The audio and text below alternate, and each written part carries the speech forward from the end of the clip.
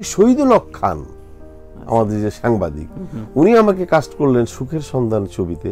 সেই ছবিটা হলো আমি ভিলেন ইলিয়াস কাঞ্চনের এগেইনস্টে। আপনার আপত্তি ছিল না?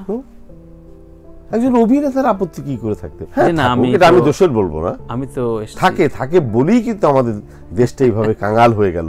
অনেক সমৃদ্ধ গুণী শিল্পীরা যখন বাজ বিচার করে অভিনয় করতে গিয়ে নিজেদের সরিয়ে ফেললেন, তাতে এই নতুনরা এসে যখন কাজ করা শুরু করলো, তারা অনেক কিছুই শিখতে পারলো না, জানতে পারলো না। এখনো ওই সমস্ত লোকরা ভাবে যে আমি ফার্স্ট ইয়ারে পড়া ছেলে, আমি নায়িকার পিছনে পিছনে দৌড়াবো, সর্ষে খেতে গান গাইবো।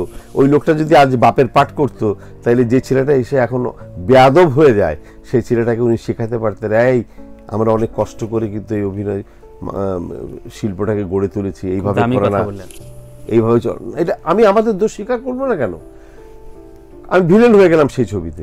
ইলিয়াস কাঞ্চন তখন তুঙ্গে, মানে দিনে ৬-৭ ছবির ইলিয়াস কাঞ্চন অভিনয় করে। কারণ রাজ্জাক সাহেবের পরে এই দেশের ওই রকম ড্রামা করতে পারে ধরা হতো একমাত্র ইলিয়াস কাঞ্চনকে।